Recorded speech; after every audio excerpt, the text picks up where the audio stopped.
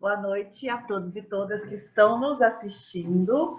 Eu sou Larissa Roxo, sou fonoaudióloga e trabalho com comunicação não violenta e transformação de conflitos e sou co-criadora do Espaço Elabora.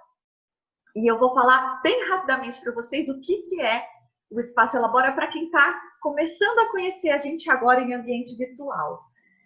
O Espaço Elabora é um lugar que eu e minha irmã, que é psicóloga, criamos. É um espaço de saúde e conhecimento que a gente criou para colocar no mundo tudo aquilo que a gente intencionava e que dentro da nossa atuação em saúde fosse a favor da vida, de toda a vida.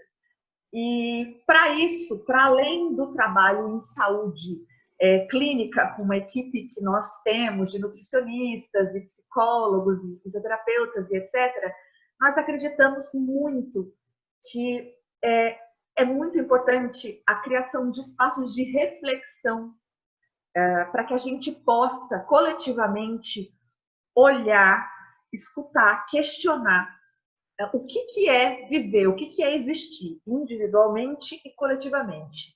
Por isso, no nosso espaço, a gente sempre fez uma série de ações com essa intenção, de reflexão conjunta, coletiva. E aí chegou a pandemia, e com a pandemia complicou um pouquinho essa intenção.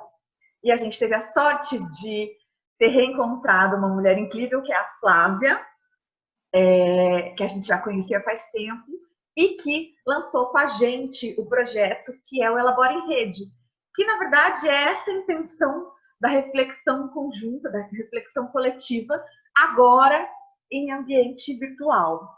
Eu estou muito feliz de estar aqui com essas duas pessoas que são muito queridas para mim.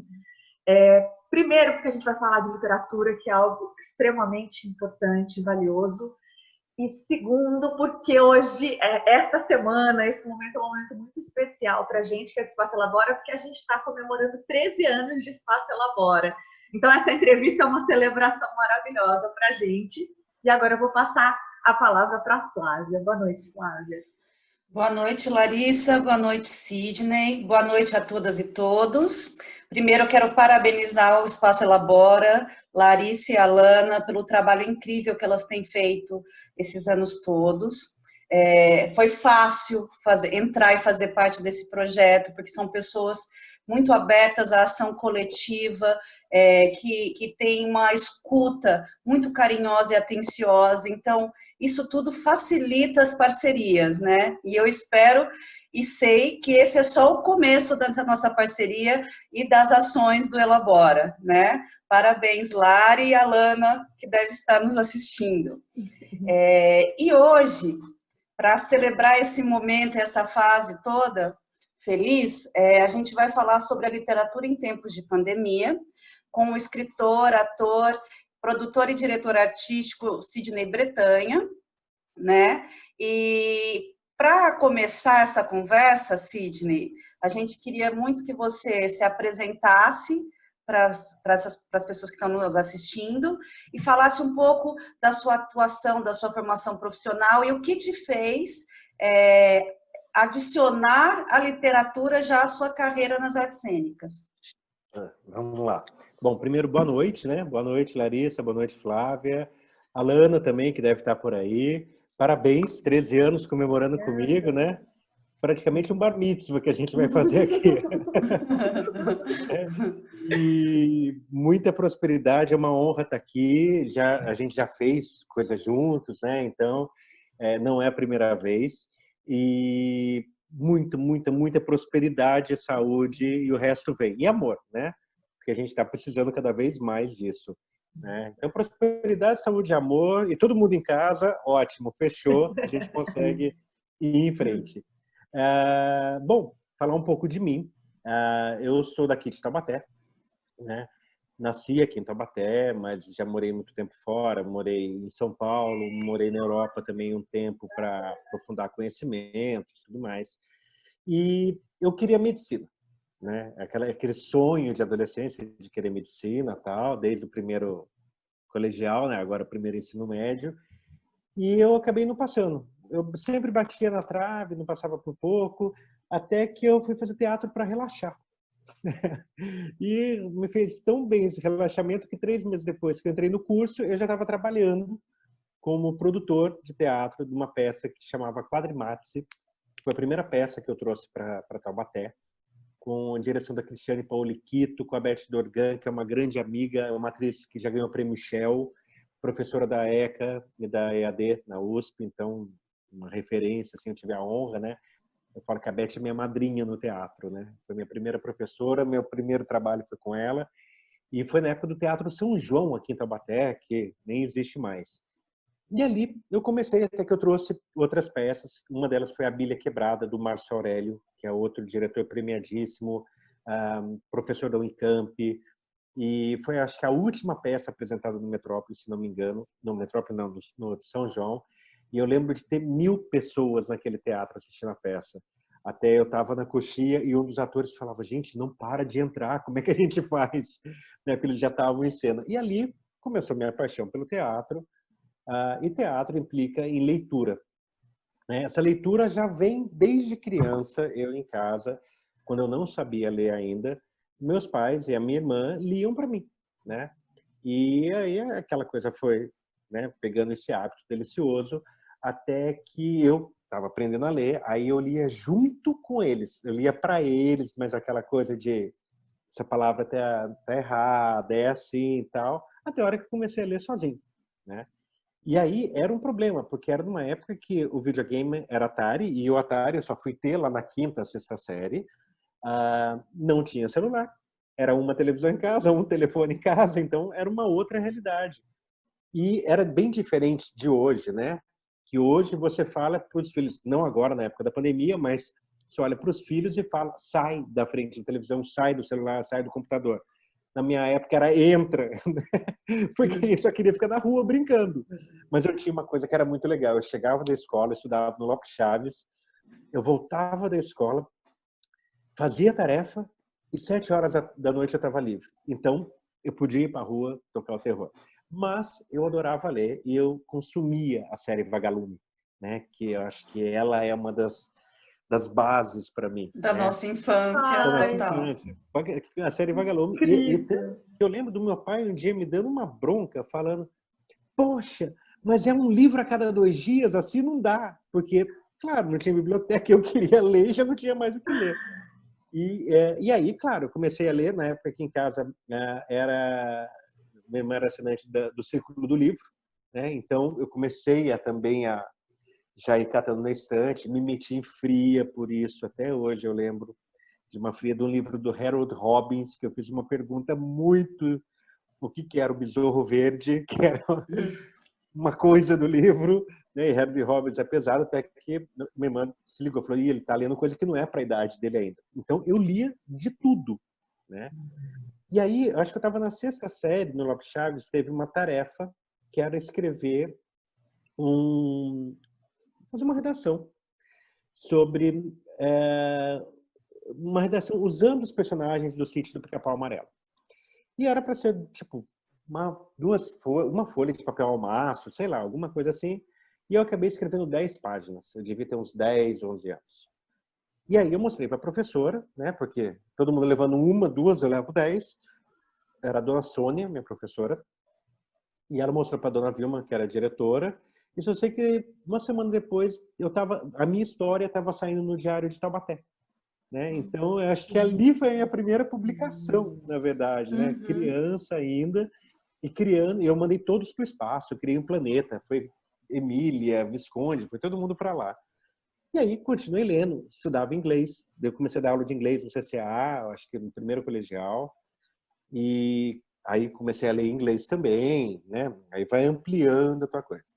O teatro veio depois e claro, sempre ia bem em português na escola também, isso não era problema, né? Já era uma paixão. Eu tive uma professora, a dona Silvinha, que era incrível, ela me estimulava a ler e tudo mais.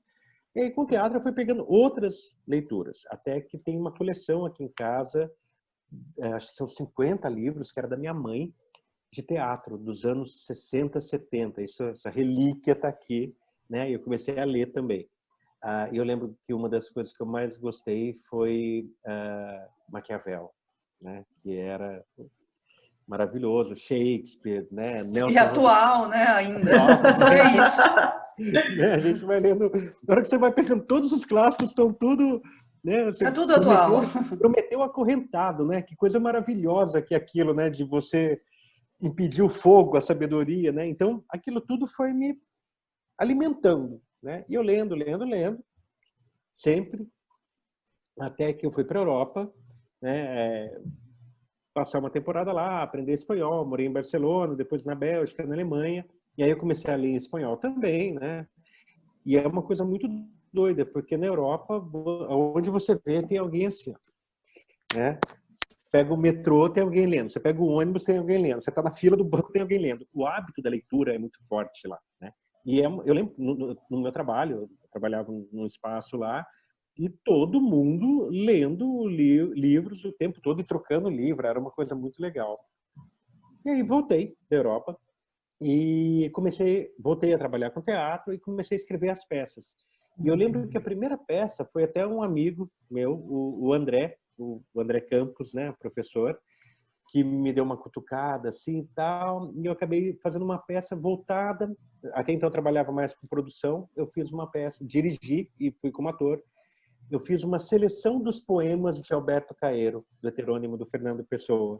E eu construí uma peça que ele estava numa mesa de bar escrevendo, e ele dava aquele clique, ele criava o Caeiro e o Caeiro entrava pela sala de aula. E eu fazia essa peça em sala de aula, num bate-papo entre Fernando Pessoa e Alberto Caeiro, com trilha sonora ao vivo.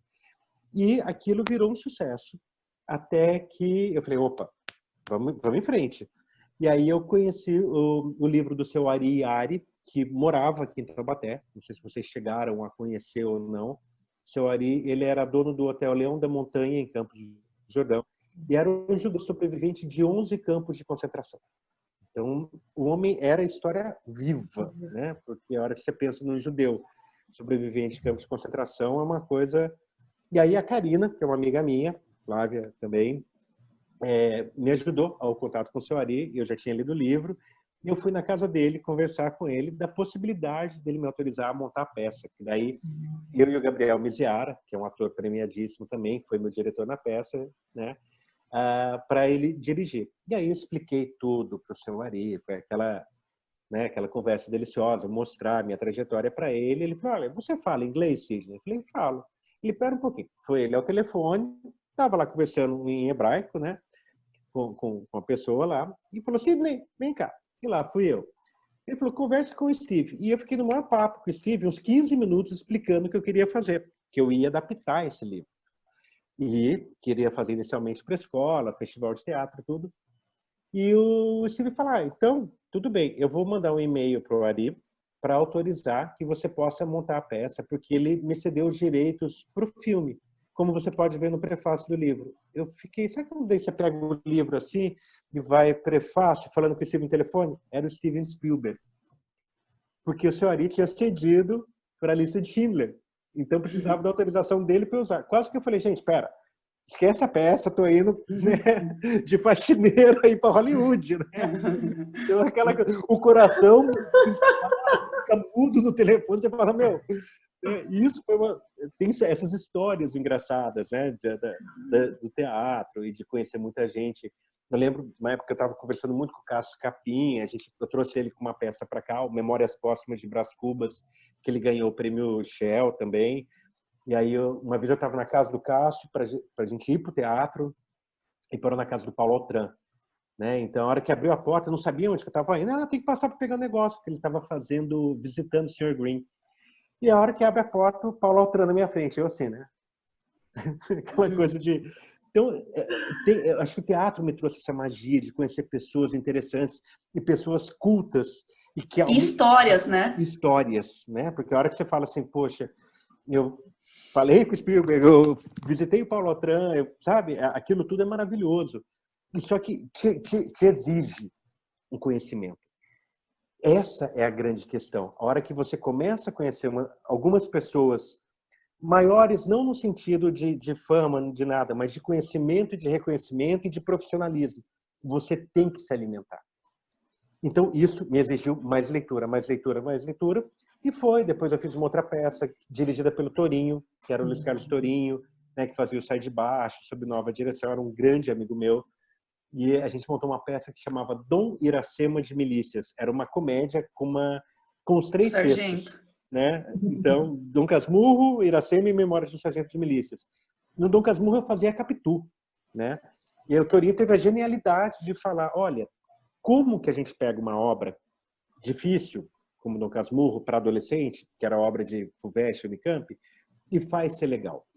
A questão ali, né, que a galera, a primeira coisa que vê é traiu ou não traiu, né? Ele falou, mas aonde que a gente vai resolver isso? E na época estava passando aquele programa da Márcia. Você deve lembrar da Márcia. Ele falou, pronto, vamos levar Capitu e Bentinho para o programa da Márcia, né?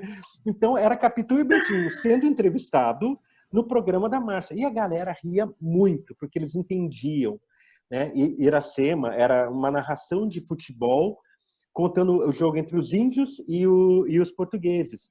E eu fazia o radialista bichinha, que estava doido pelo Poti quando ele entrava em campo. Então, assim, foi muito divertido. E a Fernanda Young, né, a falecida Fernanda Young, uma escritora, roteirista, né, eu sou amigo da Renata, da irmã dela, acabei ficando amigo da Fernanda, e ela me convidou para fazer essa peça dentro da Fundação Casa das Meninas em São Paulo. E aquilo foi maravilhoso, foi, sabe, foi uma coisa assim, de conversar com as detentas, as meninas depois. E isso acho que foi numa, sei lá, uma quarta-feira, uma quarta ou quinta. Eu lembro que na segunda a Fernanda me liga e fala, olha o teu e-mail. E eu fui olhar. Pena que eu não tenho esse e-mail mais hoje. A diretora da Fundação Casa falando que 70% das detentas estavam pedindo Dom Casmurro para ler.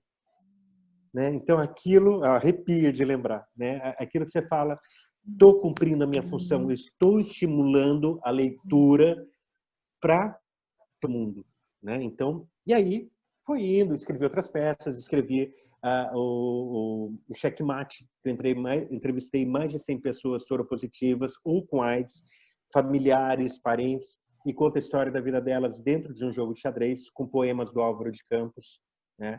Tanto o Holocausto, que foi essa com o senhor Ari, quanto o Checkmate, me fizeram representar o Brasil na África. Eu fui para Cabo Verde representar o Brasil lá. E depois eu fiz o Quem Tem Amigo Tem Tudo, uma comédia linda, que fala sobre amizade e câncer. Medo, que era sobre um casal gay sequestrado e torturado por um fanático religioso. Uma peça pesada, densa, mas com uma mensagem incrível, né? Então, isso me levou para o teatro. E aí, eu lembro que em 2011 eu estava fazendo cursinho de novo para fazer medicina. Estava fazendo o Ângulo Tamandaré. Por quê? Porque essa vida de teatro é aquela coisa, você pode ganhar 20 mil num dia, você pode ficar um ano sem ganhar 20 reais. Então eu falei, não, mas né, você tem Zezé Polessa, que é pediatra e é atriz, aí você vai tendo... E nisso meu pai faleceu, bem no meio do cursinho, né, em agosto. E aí descamba tudo. E eu falei, vou prestar letras na USP, porque eu sempre gostei de ler e de escrever, ser professor. Eu já era professor de teatro, né? Já tinha dado aula na Europa de espanhol e de inglês, de português, então, tranquilo. E passei na primeira lista, né? Claro, estava fazendo um cursinho para medicina, então eu tinha que passar em letras, né? Na USP. E passei, e foi legal, tal. E eu sempre com a mentalidade, vou para a dramaturgia. Até que eu tive aula, né, aquela coisa das disciplinas optatórias, né, que são as optativas obrigatórias, né, que tem. E eu falei, vou fazer literatura infantil. É fácil, o professor deve ser tranquilo, não precisa estudar muito, porque, né, aquela coisa de vai.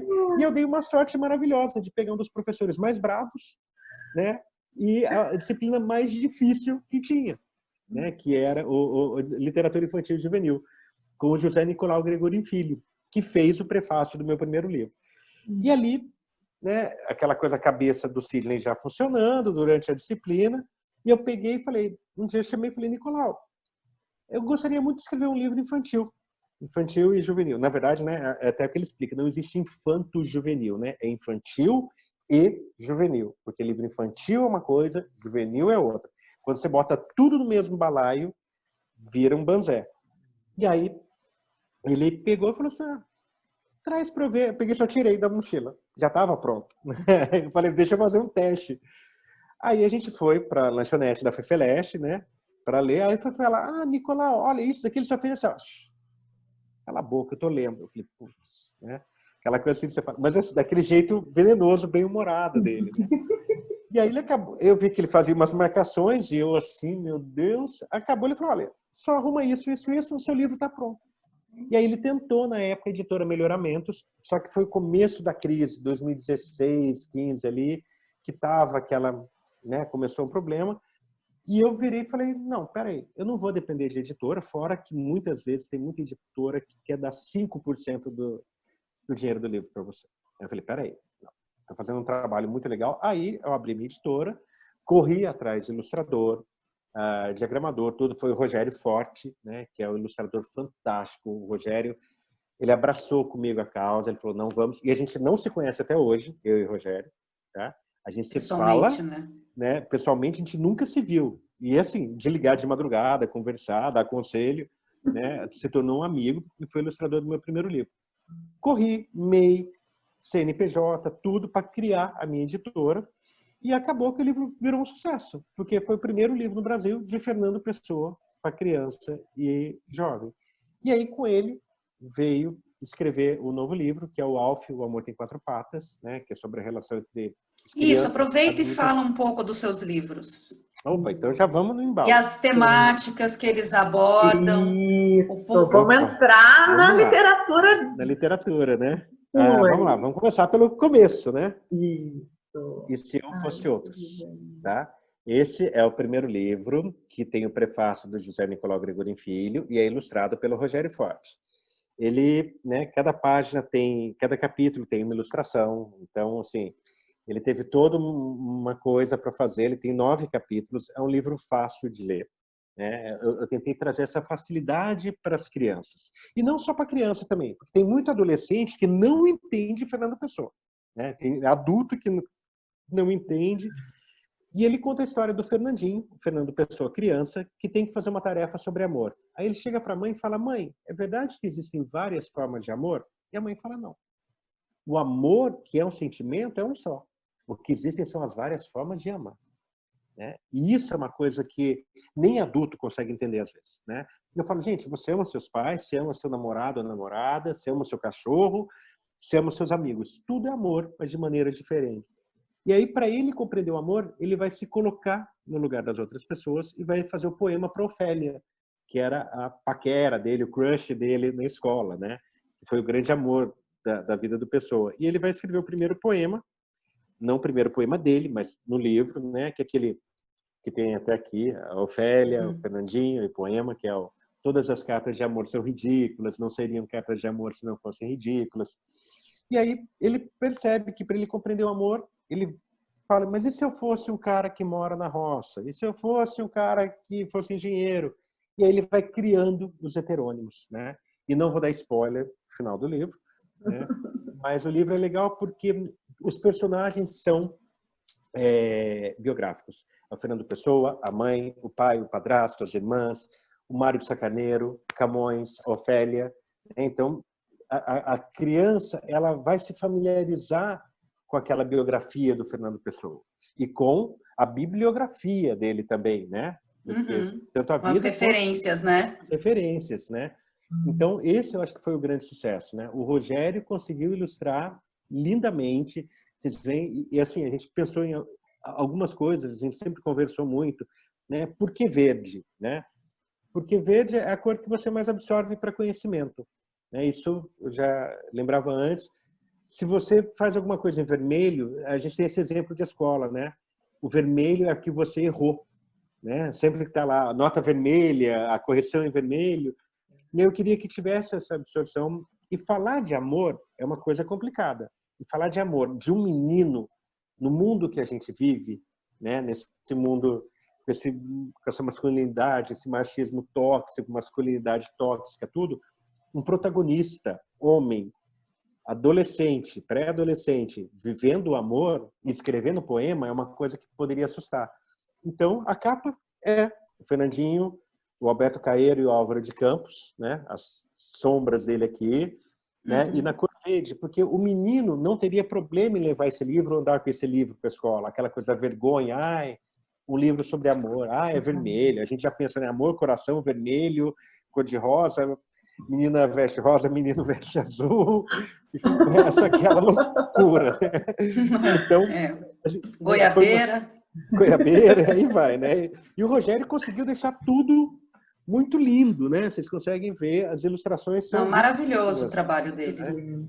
E acabou que o ano passado eu fui indicado e concorri ao Prêmio Jabuti, né? Eu acabei concorrendo ao Prêmio Jabuti com o E Se Eu Fosse Outro. E aquilo me animou. Animou, vamos lá, é feira literária, bate-papo em escola, em faculdade, e veio o meu segundo filho, o Alf, O Amor Tem Quatro Patas, né? Que ele já é ilustrado pelo Leandro Francisca, que eu também não conheço até hoje, ao vivo, né? O Leandro já é de Camboriú, né? Então, quer dizer, o Rogério está em São Paulo, o Leandro está em Camboriú, cada um está num lugar, né? E o prefácio é do Alessandro Marçom. O Alessandro, ele é autor de novela, então, para quem está vendo Novo Mundo, que é essa novela que fala sobre o Dom Pedro e que vai ter nos tempos do Imperador, que o Celto Mello vai ser o Dom Pedro II, é o Alessandro Marçom, junto com a Teresa Falcão, que escreve a novela. Então, para mim, já foi uma honra também, né? E o livro também inteirinho ilustrado. Fala a temática. Assim, só para mostrar algumas coisas aqui, ó. Né? Ele é todo fofo, né? Mas eu até brinco, né? E já me falaram que eu escrevo livro infantil para adulto, né? Que é uma coisa que eu quero até falar sobre isso depois. O livro ele vai contar a história de amizade entre o Felipe e o Alf. As pessoas falam, o Alf é o cachorro do Felipe? Eu falo, não. O Felipe que é o humano do Alf, né? Quem tem bicho, quem tem cachorro, quem tem gato, sabe que quem manda na casa é ele. É o seu cachorro, é o seu gato, né? E que nem as pessoas falam, nossa, é como se fosse da família. Não, é da família. Não é como se fosse, é da família. E eu quis retratar isso, eu sou apaixonado por bicho, né? A Flávia sabe, a Larissa sabe, a Lana sabe, minha paixão. E aí eu entrei nesse universo dos animais, mas fazendo um paralelo com a questão do amor incondicional. Porque ninguém melhor para ensinar amor incondicional do que os animais, né? Eu acho que, se eu fosse outros, eu falo das várias formas de amar. Aqui eu vou falar do amor incondicional, né? E o amor incondicional envolve o respeito, né? Principalmente o respeito e a aceitação. E nisso chegam os novos vizinhos. E os novos vizinhos têm um filho autista, o Daniel, que tem um cachorro também, que é o Hermes, né? E aí, quando eu fui escolher o nome do cachorro, eu parti para a mitologia, porque o autista, ele, né, claro, dependendo né, de como é o autismo, porque ele tem todas as nuances dele, mas ele sabe que ele é muito objetivo, ele tem que tratar do cachorro, então ele vê que ele tem que levar o cachorro para passear, mesmo que seja para dar aquela voltinha no quarteirão, ou ir até a esquina e voltar.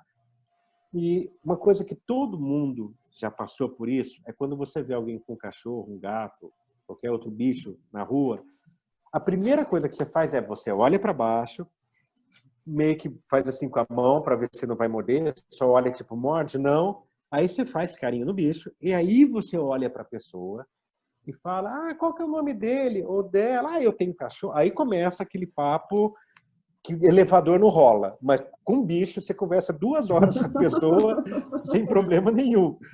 E aí, quer dizer, então é o que eu pensei assim, tá o Daniel, tá o outro e tá o Hermes.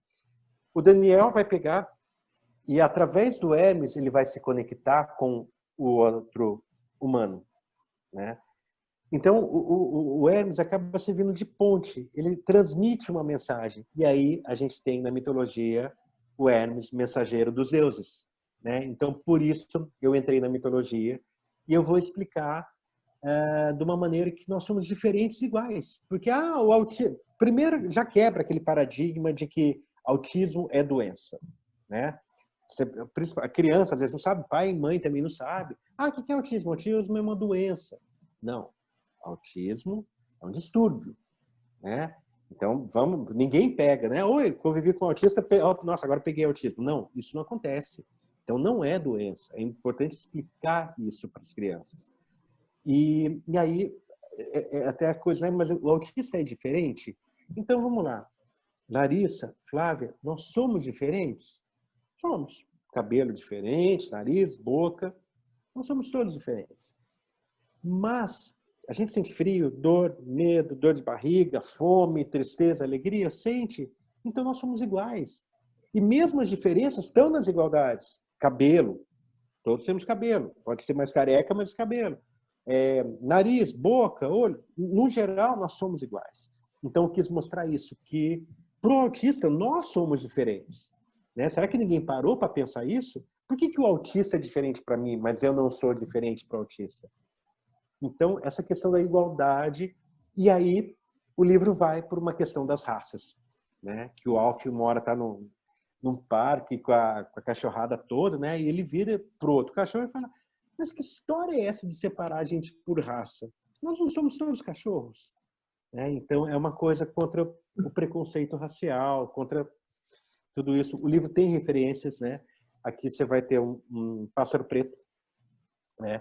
Esse pássaro preto é porque no Brasil a gente não tem o corvo, né? Mas o nome dele é Edgar, que é uma referência ao corvo do Edgar Allan Poe, né? Aí a gente vai ter cadê aqui? O capítulo Os Protetores, né? Um catador de papelão, tem uma cachorrinha, e a cachorrinha tem uma mancha, tá aqui, e essa mancha é em forma de baleia. Né? E aí você pode ter a questão do retirante, a baleia com vidas secas, ou você pode ter a baleia como Moby Dick. Né? Então eu quis trazer essas referências para o livro, e claro, também não vou dar spoiler, né? Mas falando sobre esses temas. E aí vem 2 livros também que eu vou lançar. Posso falar deles agora, Flávia? Não, daqui a pouco a gente vai conversar sobre eles. Eu preciso saber de você agora como você se inspira, como você busca esses temas para os seus livros, construção de personagem, cenário, contexto histórico. Você busca outros autores, você se inspira em outras literaturas. Pelo que você já falou aí dos 2 livros, das referências, sim. Mas além da literatura que você recorre, quais são as outras fontes de inspiração sua na hora da escolha de temáticas, personagens e contextos? Primeiro que eu acho que a vida inspira a gente. Né? Isso sempre ela vai inspirar. Para quem é artista, seja ele ator, escritor, músico, artista plástico, o que for, a inspiração ela acontece de uma forma natural. Eu acho que ela é orgânica. Né? Como diria Fernando Pessoa, né? Pensar é estar doente dos olhos, né? Então, quando a gente tem uma mania de enxergar, de tentar pensar, é porque a gente não consegue ver a verdade. E eu acho que essa capacidade que o artista tem de olhar uma coisa na rua e falar, nossa, né? Então aquilo tudo acaba sendo material. Né? É igual quando as pessoas olham alguém para a rua rindo ou chorando e aquilo tudo que você constrói na cabeça.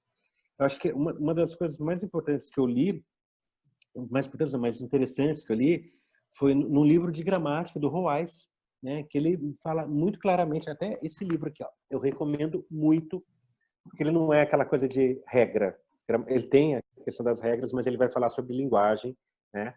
E ele fala uma coisa muito interessante, que a escrita e a leitura, né, a linguagem, é o 7º sentido. Né? Você tem o 6º sentido, que é a intuição, mas o 7º, porque a linguagem ela tem capacidade de criar uma fantasia que você cria. Esse é um grande problema na literatura e no cinema. Né? Você lê uma obra, você fala, nossa, a hora que você vai ver o filme, você fala, é uma porcaria. Por quê? Porque o filme é a visão que o diretor teve daquilo. A interpretação dele daquilo. É individual. Né? Então, essa inspiração ela acontece comigo pela vida. Pelas pessoas que eu conheço, pelos lugares que eu fui, pelos lugares que eu nunca fui, pelas pessoas que eu não conheço, aonde eu quero ir. Né? Isso tudo vai alimentando. Às vezes, de uma...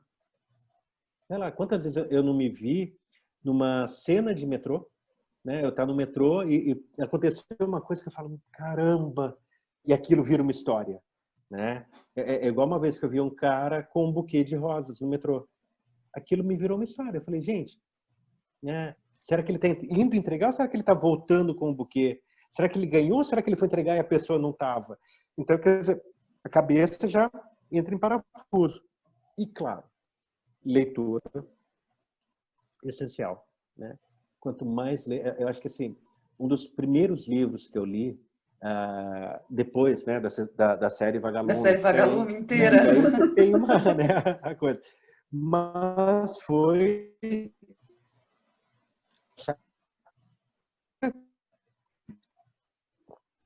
essencial. Foi um livro que me inspirou muito a escrever, né? Estão me ouvindo? Tá tudo bem? Sim, agora tá. Tá. Que ele deu uma Caidinha. Deu uma caidinha. O Diário de Anne Frank foi um dos primeiros livros, né? Que eu acho que ele é essencial. E outro, Volta ao Mundo em 80 Dias, do Júlio Verne, né? É outro livro que eu acho essencial. Eles criam. Aí você vai para Disney, aí você vai, né, para tudo que tem. Os irmãos Grimm, né? Eles criam essa fantasia na nossa cabeça. E eu sempre, eu acho que eu acabei amadurecendo muito rápido no sentido de leitura. Eu lembro de ler Eu, Cristiane F., 13 anos, drogada, prostituída, que é um livro pauleira, assim, que vai, né, que consome a gente. Então, eu acho que desde os clássicos até, né, como diria a Grace Janocas no Terceiro, né, dos trash aos clássicos, né? Você vai lendo um pouco de tudo, né? As pessoas falam, e Paulo Coelho? Eu falo, li. Nossa, mas Paulo Coelho, eu falo, filho, um livro que é traduzido para mais de 70 idiomas. Né? Então, vamos falar alguma coisa? Né? Fala da conta corrente dele e da sua. Entendeu? Então, vamos ver o que esse cara está fazendo. Porque ler me inspira. Eu sou tão viciado em ler que às vezes eu estou tomando banho, enquanto o shampoo está fazendo efeito, eu estou lendo o rótulo. Né? Então, eu leio, eu consumo leitura. E cinema também é uma coisa que alimenta. Agora, né, com o advento da Netflix, das séries também, né, a Anne e o Izani, né, que é uma série maravilhosa, This Is Us, né, que, nossa, é incrível. E você tem de tudo. Então, a minha inspiração vem dos clássicos, né? A gente pode falar, né, sei lá, vamos pegar Guimarães Rosa, vamos pegar Monteiro Lobato, né? Taubaté parece que exige uma... Nossa, você tem que amar Monteiro Lobato. Calma, não existe só ele de escritor. É uma referência, é bom, mas tem outros, né? Um livro que me tocou muito, que eu recomendo, é A Infância, do Graciliano Ramos. Né? Eu acho que é um livro que todo mundo deveria ler. Todo mundo deveria ler. Miguelinho, do Guimarães Rosa. Né? Não tem como. A gente tem... Né? Se falar assim, qual que influenciou? A biblioteca influencia, a vida influencia, as pessoas influenciam. A influência, ela acontece. Nada me deixa de inspirar. Tudo me inspira. E aí excelente, é claro. E aí produz. E você acha que agora, nesses tempos de pandemia, as artes em geral, elas têm sido importantes aliadas das pessoas que estão em distanciamento? Você percebeu um aumento de interesse por leitura, de busca pela literatura nesse período? É uma coisa muito controversa, tá? No sentido bom e ruim, talvez, da coisa. A única coisa que nos restou durante o isolamento foi a arte. As pessoas não conseguem perceber isso, mas só restou a arte. Ah, artista é vagabundo, lá mamador da seta da Lei Rouanet, não sabe nem o que é Lei Rouanet, não entende nada de nada, entendeu? De isenção fiscal, mas quer achar que, né, o povo acha que dá dinheiro e que roda, né? Eu não preciso de artista. Então vamos fazer uma coisa? Você cancela a Netflix, você cancela, você não pega nenhum livro, você não ouve mais nenhuma música, você não faz mais nada, tá? Você vive a sua vida com o teu silêncio e as vozes das pessoas que estão ao seu redor. E as vozes da sua cabeça. Da sua cabeça, que eu pensei. Vai que, né? Às vezes aparecem umas interessantes, né? Né? Pode ser. O que restou para a gente em isolamento foi a arte. Foi ler, foi ver filme, foi ver série, foi música, né? Não estamos discutindo qualidade, gênero, nem nada, mas o que restou foi a arte nesse isolamento. Então, e ela é muito maior, porque, né, as pessoas começaram a ler de tudo um pouco, né? Ah, aquele livro que você comprou e que está lá guardado, que você nunca leu, né? E às vezes você vai numa feira literária ou ganha de alguém, vai, né? Vai indo e você vai comprando outros, porque é um vício, né? E aí aquilo fica lá guardado e você nunca leu. Eu acho que as pessoas em si mesmaram na pandemia. E isso trouxe para elas o encontro com a arte, né? Até um dia uma pessoa estava discutindo comigo, falou assim, mas de música, e estava falando de Chico Buarque, né? E Genil Zeppelin, né? Que é maravilhoso. Aí eu falei, então, você já leu Bola de Sebo? Como assim Bola de Sebo? Aí eu fui falar de Guy de Maupassant, que escreveu Bola de Sebo, que acontece entre a guerra entre a França e a Prússia, e que esse texto foi que inspirou o Chico Buarque a escrever Genil Zeppelin. Nossa, ele achou... O Gota d'Água, né? a peça, vem, né, de Eurípides. Sim. Então, você vê as inspirações que tem, até para aquela coisa... Aí ele falou que ele leu o texto ouvindo Genil Zeppelin, tanto na voz do Chico quanto da Letícia Sabatella, né? Então, quer dizer, olha como que a coisa fluiu. Então, agora só um segundo. Nesse ponto, sim, a arte salvou as pessoas. Salvou. A literatura salvou. Há pesquisas que, embora tenham fechado livrarias, por todas as outras restrições, a compra de livros pela internet aumentou. Joia. Parabéns. Aí vai ter o outro lado.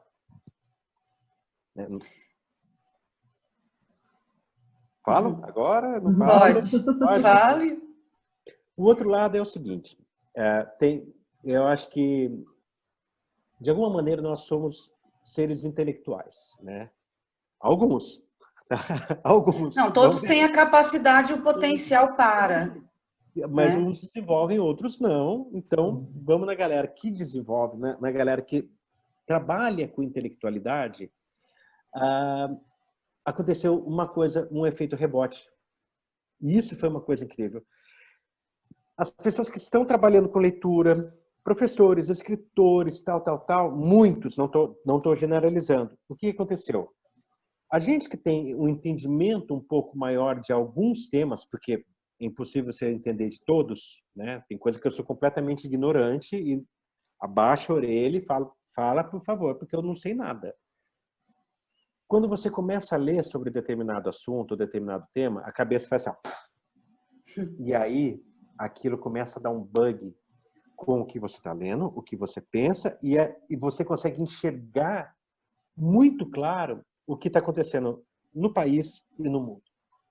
E aí aquilo começou a gerar uma ansiedade maior, porque você começa a ver o erro que as pessoas estão fazendo, da questão política, da questão humanitária, da questão social, econômica, da questão da saúde. E aquilo começou a dar um pânico. E aí a galera começou a fazer o quê? Não vou ler.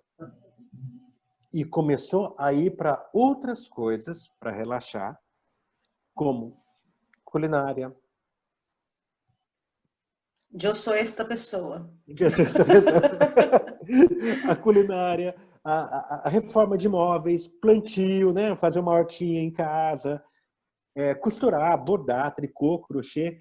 Muita galera que é da literatura e das artes, ou de profissões intelectuais, né?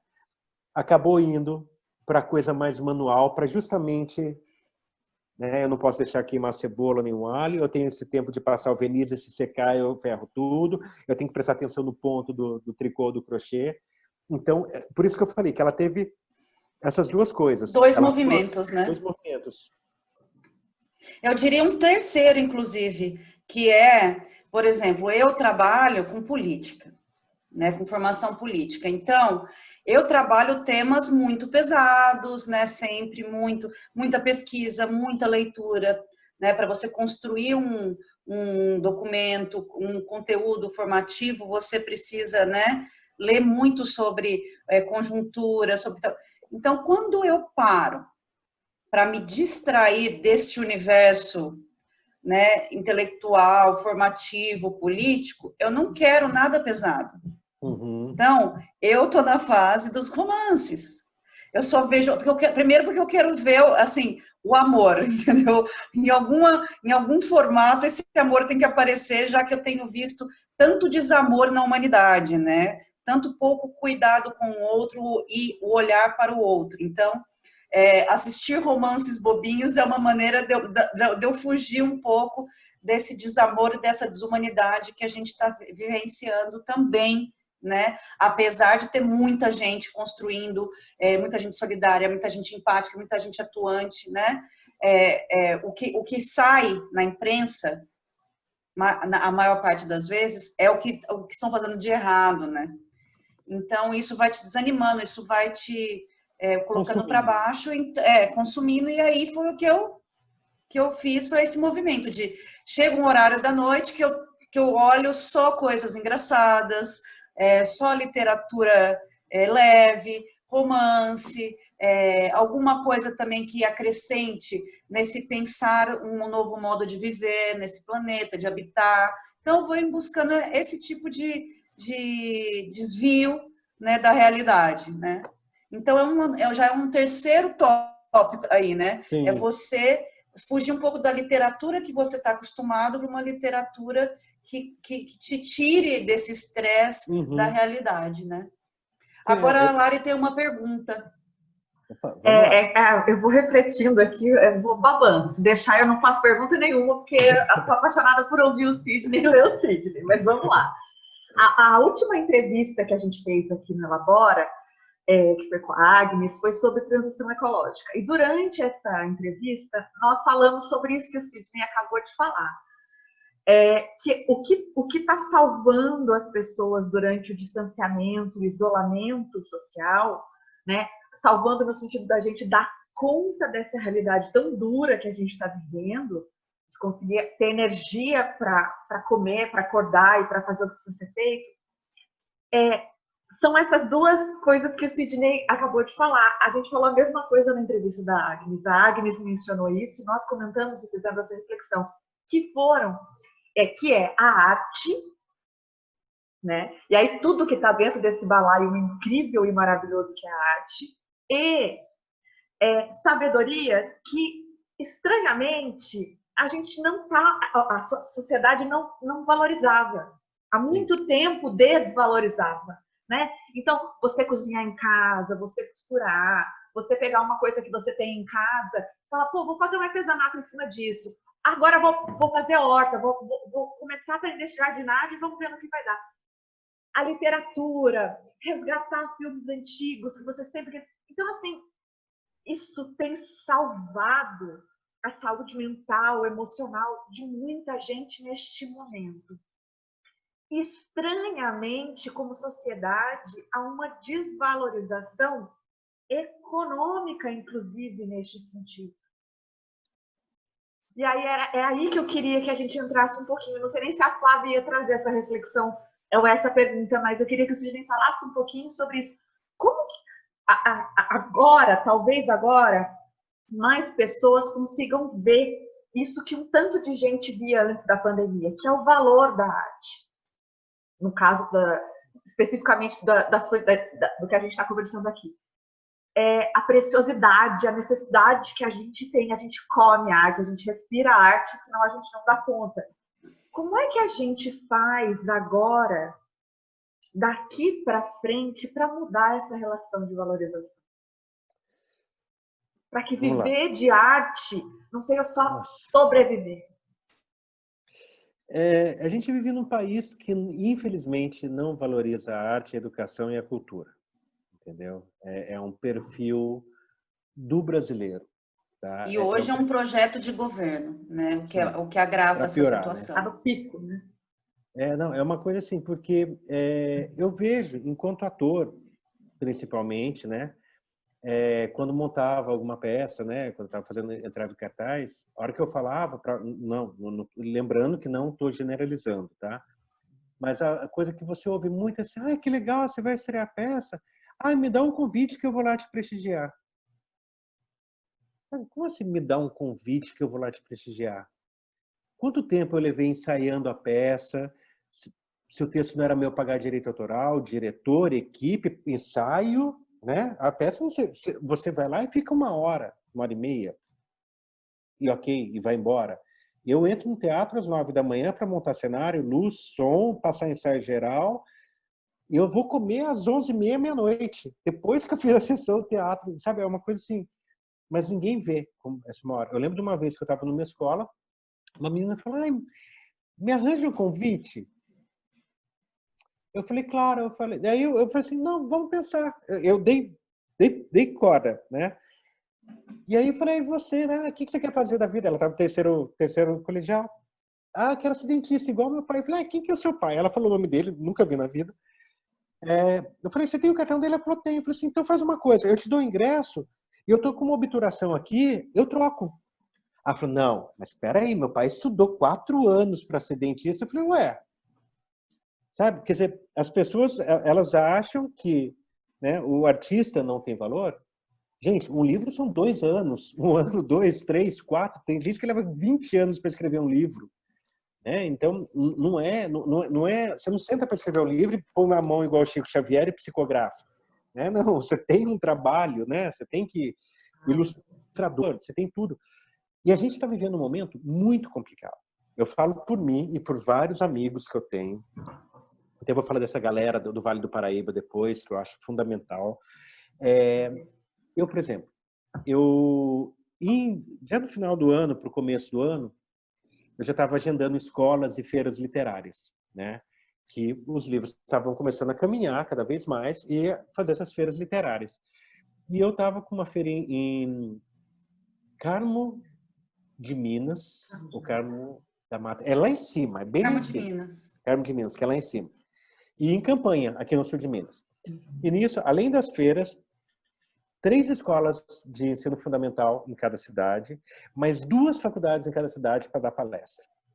Então, assim, iam ser 2 semanas intensas e mandando flyer para os pais, para já comprar o livro para eu levar autografado e tal. E começou já um movimento que eu já sei como é que é. E eu mandei rodar 1000 exemplares do Alf. 2 semanas antes de começar a venda, veio a pandemia. Então, você já consegue imaginar o panorama de você ter quase 1000 livros, ter que pagar a gráfica, que ainda não paguei, e toda, né? Porque você tem que ir aos poucos. E essa realidade não aconteceu só comigo. Aconteceu com todo mundo que ia para as feiras literárias. Porque como que você vai para a feira? Ah, vou levar 10 exemplares. 10 exemplares você não leva uma feira literária, nem ainda mais com palestra em faculdade, escola, tudo mais. Então, não vai ter feira literária esse ano. Não vai ter. Sabe? Assim, todas as outras que eu ia participar, todas canceladas. Como que você vai colocar 1000, 2000 pessoas com uma mesa, com o escritor um do lado do outro, e como que você vai mostrar um livro para o outro e contar a história para vender o seu produto? Você não tem isso mais. Até que saia essa vacina, esquece. Né? As escolas, esquece. Entendeu? Então, a gente está tendo que se reinventar. Né? Até o próximo livro meu, eu vou lançar como e-book. É uma alternativa que eu estou achando. E eu quero fazer o lançamento com live. Vai ser o lançamento com live. Participa da live quem compra o livro. Né? E aí, parte da venda eu vou doar numa ação também para ajudar crianças de abrigos. Então, eu vou fazer um movimento para tentar coisar. E estou fazendo promoção de livro. Estou naquele esquema que está todo mundo se virando. Os cantores que cantam em bar, em festa de casamento, cantores, pessoal que toca violino, toca flauta, cadê? Cadê as festas de casamento? Cadê as formaturas? Cadê? Acabou. A música, esquece. Aí você faz live de música, mas também não é a mesma coisa. Né? O povo do teatro está fazendo live de teatro. é uma linguagem diferente. É difícil. Não tem a mesma emoção do que você está ali na frente do teu... Porque é uma linguagem diferente de cinema e de televisão, né? A química não acontece 100%.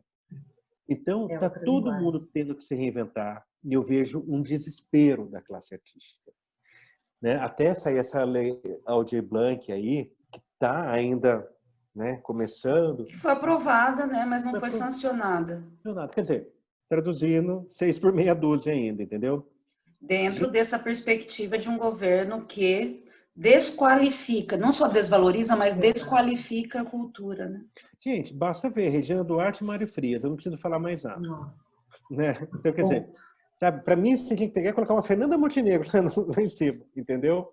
Assim, se for para colocar um artista de nome, você vai colocar renome. Uma Fernanda Montenegro, uma, né, sei lá. Não, se você tem um projeto, né? Você primeiro precisa ter um projeto de cultura, né? Já não existe mais o Ministério da Cultura, ponto. Já é uma secretaria, né? O MEC daqui a pouco eu não duvido que acabe, do jeito que está indo, entendeu? Então, eu acho que as pessoas precisam valorizar mais os artistas. Seja o músico, o escritor, o artista plástico, porque a sociedade artística no Brasil está vivendo um momento muito delicado. E esse momento delicado, com essa pandemia, não está sendo só financeiro. Isso que é o mais assustador. Tem artistas que sustentam famílias e casas. A gente não está falando daquele cara que escreve, que lê, que atua, mas que ainda tem o pai e a mãe para bancar e que pode morar em casa. A gente está falando de pais, mães, maridos, esposas, que bancam com a bilheteria da peça, com a venda do livro, com o cachê do show. E isso não está entrando mais. E muitas vezes você se reinventa. Você vai se reinventar. Mas não adianta só isso, né? Mas não adianta só isso. Tem que ter do outro lado tem que ter a valorização, né? E o entendimento, eu acho, Sidney, do quanto a cultura constrói a nossa identidade, né? É que as pessoas existe já faz um tempo que eu percebo movimentos de desassociação com a natureza, com a cultura, com tudo que compõe, né, que constrói a nossa identidade. Fala-se tanto em patriotismo e não se entende, não se compreende a cultura que constrói a identidade do nosso país, do nosso povo, né? Então, eu acho que também, assim, não é só valorizar, é se entender como parte de, porque a cultura é parte de nós, ela nos constitui enquanto identidade de um povo. Constituído por parte de. Uhum. Exato. Para eu dar conta de estar presa na minha casa agora e sobreviver, eu só consigo dar conta disso porque eu sou constituída de toda a arte que me permeou e me permeia a vida toda. A sua identidade é feita das suas raízes, mas do que você teve de informação, entendeu? E a informação ela não vem só da escola. Isso é uma coisa à parte. Isso é uma informação... E não só da comunicação, né? Comunicação. Você é resultado da arte, né? Nós somos resultado da arte. Geralmente, quando você vê uma pessoa, você sabe que tipo de música ela gosta. Né? Ela não precisa falar, mas conversando, você começa a identificar o que ela lê, aonde que ela costuma ir, o que ela ouve, né? E eu, por ser escritor e ator, o que eu tenho visto muito nas minhas redes sociais são casos extremos de depressão de artistas. Tá? E eu não estou falando de estar deprimido, porque estar deprimido a gente fica quando não, estou meio deprê hoje. Agora, ter depressão é outra história. E o que mata muito para os escritores também é a questão de eu vou comprar um livro, então, mas nossa, eu acabei de comprar eu vou falar besteira, tá? Mas eu acabei de comprar um do Sidney Sheldon, acabei de comprar um do Paulo Coelho, acabei de comprar o Guimarães Rosa. Mas e aqueles escritores que vivem disso? E aqueles músicos que não são Legião Urbana, Pink Floyd, Radiohead, Maroon 5, Caetano, Gil? Agora a gente já sabe o que o Sidney ouve. Mas eu ouço de tudo. Eu ouço de tudo, né? Pela sua listinha aí. Já sabe a sua idade, o que você gosta. Então, meu primeiro LP foi Secos e Molhados, na bandeja com as cabeças, né? E Turma do Balão Mágico, né? Né? Mas Porque acho que foi da nossa geração o disco infantil que abriu a mente da galera toda aí da nossa geração. Mas eu acho que as pessoas precisam voltar a olhar para a arte e para o artista. Mais do que para a arte, é voltar a olhar para o artista. Se você olhar o artista, você vai conseguir valorizar a arte. Se você só olhar a arte, você não valoriza o artista. Não, o que eu falei, é um processo de reumanização, de reconexão, né? Que precisa acontecer, e não só em relação à natureza, como a gente falou na última entrevista, mas com tudo, com a nossa cultura, com a nossa formação, né? Enquanto uma nação, enquanto um povo, né? Agora, eu queria saber o seguinte, a pandemia tem te inspirado na literatura? Você pensou em escrever algo relacionado à pandemia? Isso te afetou de alguma maneira para produzir? Sim, efetivamente sim.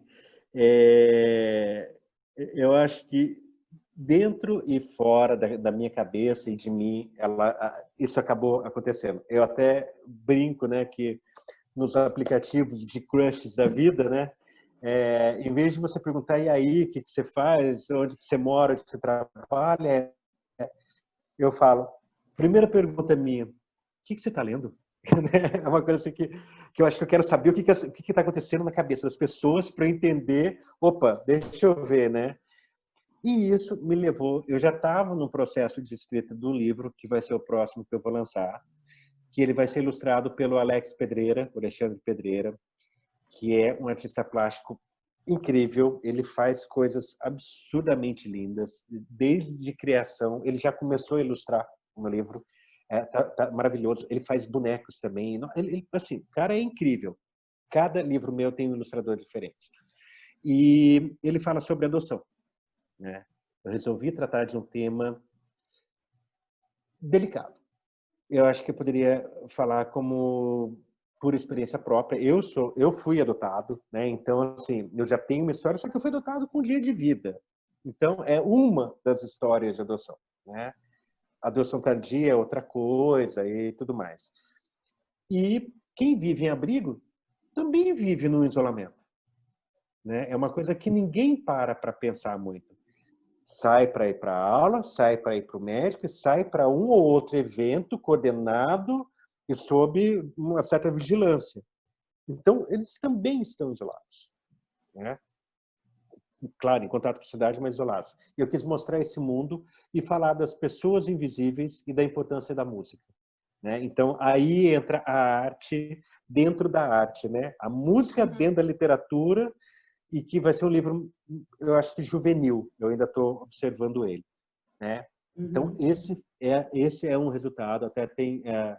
E eu coloquei duas questões importantes ali, dois personagens importantes, que é uma menina que é cega e um menino que tem uma perna mecânica. Em vez de colocar um deficiente físico de cadeira de rodas, eu falei, não, perna mecânica. Olha uma criança vendo um adulto com perna mecânica, ela fica assim, ó, querendo colocar a mão, ver o que é um X-Men, é um ciborgue, né? Rola aquela identidade, aquela curiosidade da criança. Eu falei, então vamos nisso, né? Então, isso me inspirou, tanto que um dos capítulos acontece, não usei a pandemia para criança aí, mas usei um surto de piolho, onde elas não podem sair, não podem ir para a escola e tem que ficar tantos dias em casa. Como que elas lidam com aquele pequeno período de que tem um surto de piolho na escola, né? Porque aí vai raspar a cabeça das meninas, né? Como é que é aquilo? Então, eu trouxe um pouquinho disso, mas numa linguagem que não impacte, tá? E o livro chama Minha Casa é o Coração, né? Eu sou suspeito, mas tá lindo. Tá lindo, lindo, lindo, e vem novidade boa por aí.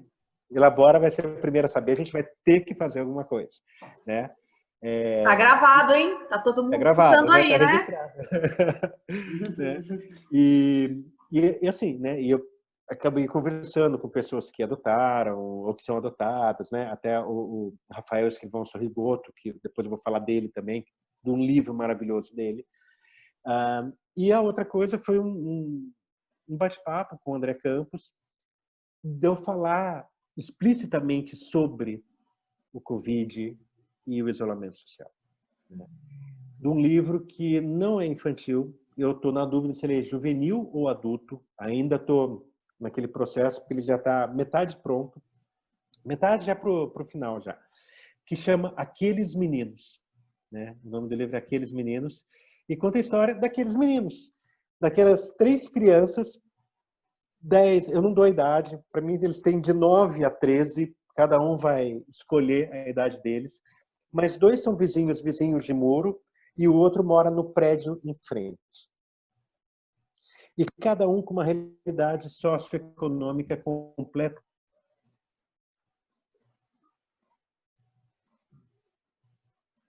Travadinha. Deu uma travadinha, voltou. Ah, tá. Cada um com uma, vamos lá. Cada um deles... Uma realidade socioeconômica completamente diferente. Tá?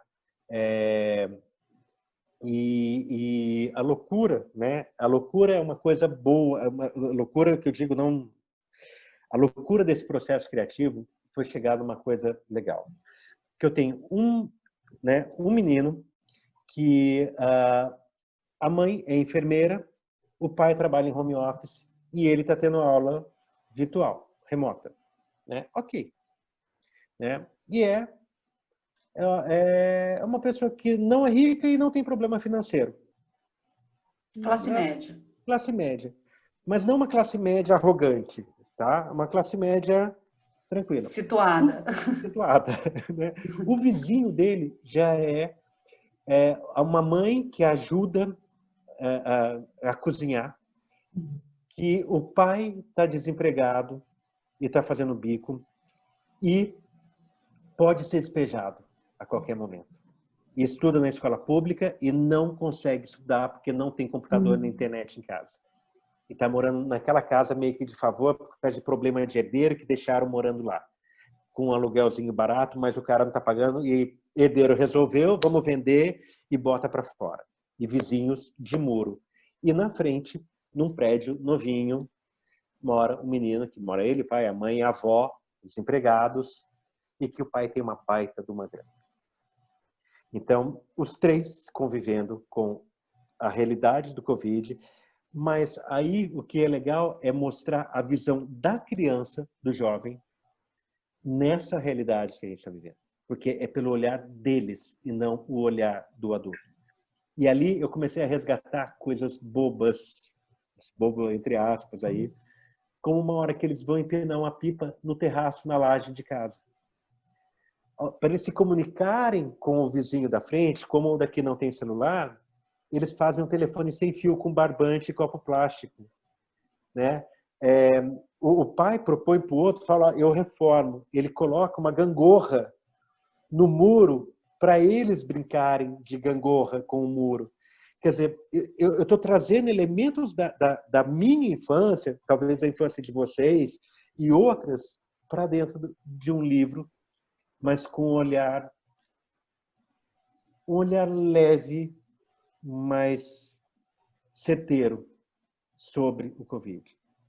Tem morte, tem internação, tem recuperação, tem tudo. Mas eu acho importante mostrar, porque eu acho que daqui a pouco as escolas, os pais e as mães vão falar sobre essa época. Né? Com certeza. Preciso. Sabe? Vai ser uma coisa que, tipo, sei lá. Isso né? vai dar um trabalhinho pra gente. Vai dar um trabalhinho pra gente ainda falar de todo esse período. Imagina, eu como historiadora ainda vou sofrer um bocado. Usa o livro como referência. Vou começar daí. Falando sobre Aqueles Meninos, né? Então, o Aqueles Meninos é um livro que vai falar sobre a pandemia pelo olhar da infância e da juventude. Mas e cheio de surpresas também. É um livro que está ficando... Ele tem uma coisa poética. Né? Eu acho que, às vezes, a leveza ela traz um peso maior. Você consegue falar de uma coisa super pesada de um jeito leve. E aquilo, eu acho que dói mais. Sabe? Você vê, é como você vê a baleia do Vidas Secas, né? A morte dela, a morte da negrinha, né? Do Monteiro Lobato, né? Cercada de bonecas loiras e, né? Quer dizer, eu acho que quando você consegue trazer essa leveza, aquilo te toca muito mais. Mas Te faz refletir mais, né? faz refletir e dói. Marca. E cutuca. Marca. Não tem o omeprazol que resolva. Né? Nem de boldo. Então, né? Agora me fala uma coisa, Sidney, voltando para a questão do mercado, da arte, da literatura. O mercado editorial ele foi super afetado, né, por essa Exatamente. pandemia, não tenho dúvida, né? E aí, que alternativa você enxerga para que esse mercado, os escritores, enfrentem esse período aí, né? Você falou que as pessoas estão se reinventando. O que você acha que seria importante em termos de criatividade e reinvenção para reconquistar esse espaço aí? Flávia, eu acho que primeiro acabar com uma coisa que, infelizmente, eu acho que não existe só no meio artístico, não. Quando eu falo meio artístico, eu estou falando todos, tá? Mas existe no mundo, que é o bairrismo e a competitividade. Sabe? Eu acho que isso é uma coisa que trava tanto o ser humano. Em vez das pessoas se unirem para se ajudar, elas falam, não, peraí, deixa eu pagar minha conta primeiro, depois que eu estiver bem, eu ajudo o outro. Então, só fazer um adendozinho aí nessa Claro. sua fala. Isso chama capitalismo, tá? Só para constar, né? Isso é um modelo. É um modelo. Eu acho que a primeira coisa que precisa acabar é esse bairrismo capitalista, né? Das pessoas se unirem. Se a gente se une, a gente consegue mais. Então, por que não? Uma coisa que eu pensei foi assim: por que não juntar alguns escritores, né? Já que a gente está falando de livro, e vamos montar um pacote? Você paga tanto e você recebe tantos livros desses autores, entendeu? E todo mundo aí um pouquinho a menos do que ganharia com o livro, mas olha, vamos colocar 100 exemplares cada um, vamos todo mundo batalhar e você vai comprar o pacote com, sei lá, com 4 livros por R$100. Sabe? Aquela coisa assim, a gente vê como que envia, faz uma logística. Esse seria uma coisa, entendeu? Outra seria, eu acho que as lives. As lives, né? Elas são essenciais para que as pessoas conheçam o trabalho do outro, né? Porque você não sabe quem vai atingir. Por exemplo, eu vou dar um exemplo. Eu acho que o Rogério Forte, que é o meu ilustrador, né? Meu ilustrador não, ilustrador do livro, né? Do Se Eu Fosse Outro está aí. Né? O Rogério é de Piracicaba. Aliás, um abraço para o povo de Piracicaba. Né? Me conheço aí, valeu, Rogério. De repente, essa live está chegando lá em Piracicaba. Então, alguém está conhecendo o meu trabalho lá. Eu tenho um primo que é escritor, que é de BH, que pode ser que ele esteja vendo agora aqui. Quer dizer, de repente, olha que legal. Tanto que eu até propus para esse primo para 2 primos e uma prima, que são escritores, né, de 4 gerações diferentes, né? Isso é uma coisa muito interessante, da gente fazer lives falando sobre a literatura e desse vínculo nosso, né? De ter saído todo mundo do meu avô português e hoje a gente olha 4 gerações de escritores, cada um do seu jeito. Por que não juntar a arte e mostrar para o outro? Sabe, ontem eu li eu vi um meme muito triste, que se você quiser ter sucesso quando você abre alguma coisa, não conte com os amigos nem com a família, porque eles não vão te prestigiar. Quem vai te prestigiar é quem não conhece. Eu olhei, eu fiquei refletindo nisso e eu falei assim, tem uma coisa errada e tem uma coisa certa. Que cai naquilo que eu falei lá atrás. Poxa, legal, eu vou ver sua peça, me dá um ingresso. Você entende que se você não tem uma proximidade, você compra. Porque você não tem, você pode pedir um desconto, mas você não vai pedir de graça. Agora, às vezes, quando é próximo, parece que daí quer acampar. Não, olha, não, me dá um ingresso, me dá um livro. E a gente fala, dá um livro para mim. Eu falo, gente, né, o livro é que paga minha água, minha luz, IPTU, internet. Né? Então, Eu acho que primeiro precisa... As pessoas transformam num favor, né? Parece que você, dando o livro, está fazendo um favor para elas, né? E às vezes você dá o livro, ela nem lê, né? Isso que é pior ainda, né?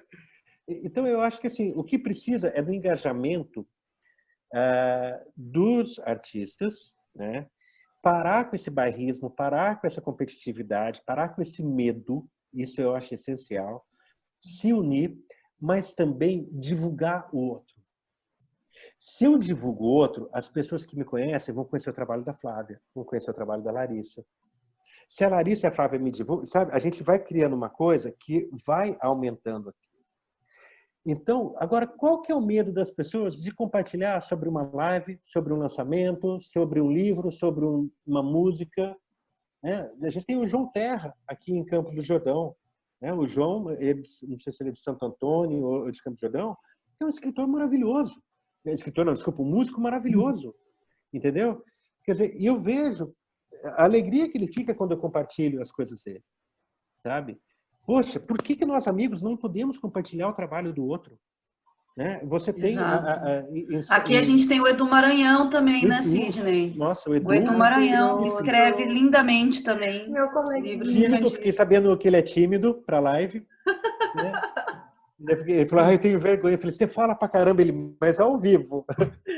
O Edu Maranhão, que é um artista incrível. Por exemplo, um local o que eu estou vendo muito, isso eu estava vendo até chegar a pandemia. Tá? Então, a gente tem agora esse pé no freio e essa reinvenção. Tem um espaço em São Bento do Sapucaí, São Bento, deixa eu até olhar aqui que eu vou falar o nome certinho, porque eu acho importantíssimo isso. Aqui, deixa eu ver, espera aí, me dá um segundo que eu quero passar isso certinho para vocês.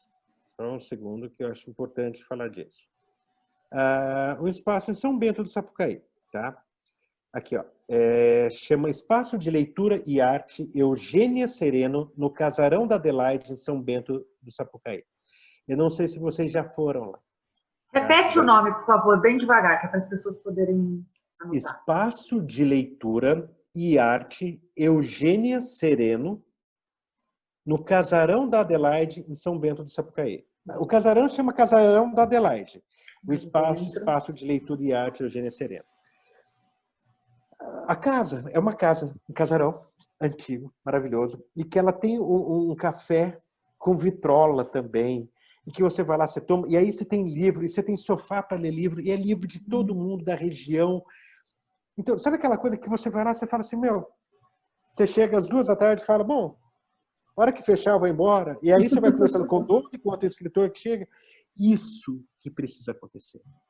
As livrarias viraram um espaço capitalista de consumo, que você chega e fala, você tem o livro? Só virou produto, né? Virou só um produto. Só um produto. Você chega, pede o livro e pronto. Mas cadê aquele escritor para você conversar? Ou que não tem um escritor, que seja uma livraria, mas que o vendedor entenda e sente e converse com você sobre o livro. É tão gostoso isso. Então, eu acho que o que está faltando é essa união, é conhecer esses lugares, é conhecer como o Espaço São Bento, né? Esse espaço lá em São Bento, Casarão da Adelaide, que é maravilhoso. Eu me apaixonei. Eu não queria ir embora de lá. Então, quem for para São Bento, que é aqui do lado, vá. Às vezes você vai, eu vou tomar um café, vou comer alguma coisa. Por que não conhecer os lugares? Depois da pandemia, né? Depois da pandemia, né? Agora, mas eles estão tendo eventos online lá, é uma coisa que é legal. E eu acho assim que a gente precisa mudar.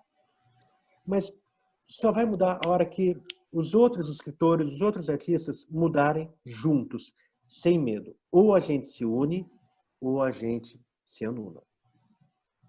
Agora, Dona Lari tem uma pergunta do público aí. Vixe, peraí, que agora eu perdi a pergunta. Porque eu estava postando, a gente está postando aqui, Sidney, tudo que você está falando, os livros, as pessoas que você está comentando, a gente está tentando colocar para as pessoas poderem seguir e para ficar mais fácil. Então, por isso que eu perdi aqui. Vamos lá ver se eu acho os comentários. Vou aproveitar e dar um golezinho aqui na minha Coca-Cola. Oh, meu Deus. Será que agora eu não estou conseguindo achar? É uma pergunta do Lucas.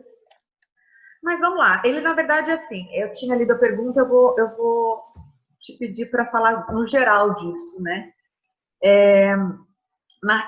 Como você entrou nessa questão das livrarias e do capitalismo por trás disso, ele pergunta o papel das editoras independentes. Ótima pergunta. Tá? Então, para você contrapor a questão do oligopólio, né, das editoras, como você até mencionou, tem editora que quer pagar 5% para o autor do livro e etc. Então, assim, para você conversar, explicar e mostrar um pouco para as pessoas essa outra parte que a maioria, não posso dizer a maioria, mas muita gente desconhece. Sim. Essa violência para com os artistas e com os autores. Essa violência começa já nos concursos literários, tá? É triste. Muitas vezes você olha edital de concursos literários e tá lá. E o premiado vai ganhar X exemplares do livro. Não ganha um centavo em dinheiro. Eles vão lá e publicam o teu livro. Legal, mas espera aí. Eles te deram X, mas eles imprimiram trocentos. Bilhões X. Né? E o contrato é válido por 5, 6, 7, 8, 9, 10 anos, com você ganhando aquilo, e qualquer outro livro que você queira lançar, você tem que mostrar primeiro para eles, para ver se eles querem lançar, dentro daquele contrato que eles fizeram com você, e se eles não quiserem, você tem que esperar 2 anos para oferecer para outra pessoa para poder lançar. É absurdo, Larissa, é absurdo. A Flávia deve saber bem como é que... Não consigo compreender como isso não é um crime. Então, a maior parte, né, Sidney, do mercado editorial oferece para o autor, no máximo, 4% do valor do livro. Nossa, se ele como te dá direito 10, autoral. Se ele te der 10, o contrato, normalmente, você cede os direitos daquilo que você escreveu para a editora por um tempo determinado, como o Sidney falou. Né? Então, já começa ali, eu acho que ali já é uma violência. Né? E aí, a hora que... Isso em concurso literário. Tá? A hora que você chega nas editoras, né? Quer dizer, quantos livros eles recebem? Claro, devem receber muita coisa boa e muita coisa ruim. Mas aí eu te faço a pergunta: bom para quem e ruim para quem? Né? Vamos falar de preconceitos linguísticos? Vamos falar de, né, de realidades literárias? Vai ler Grande Sertão Veredas. Né? O quanto aquilo é fácil ou difícil de ler, o quanto ele é bom ou é ruim. Né? Ah, Paulo Coelho é uma porcaria? Para quem? Sabe o que eu falo? De repente você lê Paulo Coelho, do Paulo Coelho você vai falar, opa, vou ler o Mundo de Sofia, o Mundo de Sofia você vai ler Platão, né? Às vezes é uma escada, é uma coisa gradual. E principalmente... E momento também, né? Né? Momentos. E principalmente, Lucas, né, que fez a pergunta, né? Foi Lucas? Lucas, principalmente com a literatura infantil e juvenil. Infelizmente, ela é nela que existe o maior preconceito literário. Tá?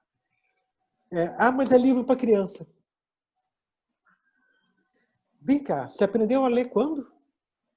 Né? Qual que é a tua referência? Né? Então, até eu lembro de uma vez alguém falando uma coisa que eu achei interessantíssimo. Acho que foi até o Nicolau que falou isso numa aula, num curso que eu fiz. Não lembro agora quem foi, mas eu acho que foi o Nicolau. Mas posso estar errado também. Por que o livro infantil e juvenil tem que ser baratinho, quase de graça, livro de R$10, né? Com todas aquelas coisas, e o livro adulto não? Por acaso, quando você vai ao médico, o pediatra é mais barato que o clínico geral? Ele é menos médico por ser pediatra? Vou fazer uma comparação esdrúxula.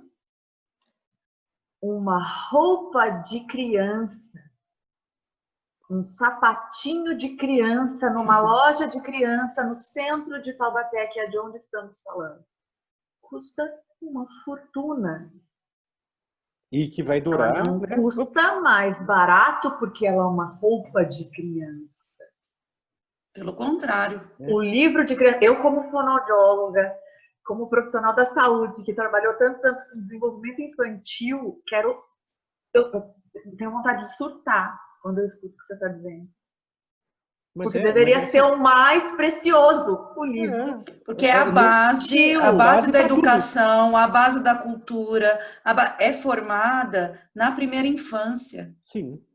Então, você já começa, o problema editorial já começa com a literatura infantil. Invertendo a realidade. Né? Já começa ali. Subvertendo, na verdade, não é nem invertendo. Uma inversão de valores absurdos. E aí, às vezes, você não consegue entrar em alguma editora porque as pessoas não querem. Ah, não sei quem é, não vou nem perder tempo. Às vezes você tem que ter QI, ou enfim, como quase tudo na vida acontece. Infelizmente, né? E aí também eu acho uma coisa. As editoras independentes, elas estão abertas, algumas, para ver o que você tem para oferecer e para fazer uma coisa justa, porque é o que eu falo também. A gente vive, sim, num mundo capitalista. O livro, ele tem a impressão, o ilustrador, o diagramador, o ISBN, o corretor, o revisor ortográfico, quer dizer, tem tudo aqui. Então não dá para chegar e falar, olha, né? E aí, ok, mas aí o que acontece? A editora independente, ela vai chegar e vai falar, tá aqui, eu arrumei tudo isso, X% é meu e tá aqui os livros, ou eu, Sidney, dono da editora, vou fazer essa venda também, e vou fazer divulgação, aí você tem marketing, você tem, né? Eu até brinco, eu falo que eu sou testemunha de Jeová vendendo Jequiti, né? Porque eu vou de porta em porta oferecendo os meus produtos, né? Então, claro, mas sem a exploração. Eu só cresço se o outro cresce. Se eu lançar o teu livro, ou lançar o livro da Flávia e vender bastante, vocês também vão querer fazer outros livros comigo e vão falar de mim para outras pessoas. E vice-versa. Não adianta eu publicar o livro da Flávia ou publicar o livro da Larissa e elas falarem, bom, ele publicou, agora eu espero entrar o dinheiro aqui na minha conta. Não acontece, gente. Isso não acontece a não ser que você seja um Milton Ratum, a não ser que você seja um Reinaldo Giannichini, né? Estou falando cada um de uma área, que você seja um Caetano Veloso. Aí você colocou a imagem ali, pronto, vai vender. Mas você precisa disso. Então, eu acho que o mercado editorial ele está precisando, sim, de gente boa e talentosa. O que vai definir se você, Lucas, ou para quem você quiser perguntar, né, de quem estiver falando, se é bom ou talentoso, muitas vezes não compete à editora. Compete a um curador que vai selecionar o perfil das publicações daquela editora. Não adianta eu querer publicar, sei lá, livro erótico na minha editora, porque ela não tem esse perfil. Mas os livros eróticos têm um perfil e tem compra. Basta você ver o que fizeram com os 50 Tons de Cinza. Quanto aquilo não vendeu e virou filme. Né? Então, assim, cada editora tem um segmento, um ou alguns segmentos. Então, acho que primeiro você precisa peneirar e buscar as que estejam abertas a isso. Mas, infelizmente, muitas não estão. E agora, eu acho que a tendência é que os livros físicos comecem a cair um pouco a venda, um pouco, já caíram bastante, mas comece a cair mais a venda, e ir para os e-books. Por quê? Primeiro, porque é caro imprimir livro. A tinta, o papel, é tudo em dólar. Então, eu não preciso falar mais nada, né? O dólar está super baixo, está R$2, né? Dá para a gente ir para Disney, então tá ótimo, né? E a outra coisa é assim, com a crise que a gente está vivendo, quem tem dinheiro para comprar livro? Né? Isso já começa a ser um outro problema também que a gente tem que pensar. O e-book, ele possibilita um custo mais baixo porque você não tem impressão. Então, procure editoras que estejam abertas para a receptividade de livros via e-book. É um começo. Existem programas que permitem que você não consiga piratear o livro. Né? E isso é muito legal também. Mas eu vejo um futuro, ao mesmo tempo que as pessoas estão lendo mais agora, despertou a leitura, as pessoas estão com um pouco menos de grana. Eu não sei, você está me colocando numa incógnita, porque eu não sei se agora, com tudo que aconteceu, vai fazer assim, ó, vamos voltar a ler?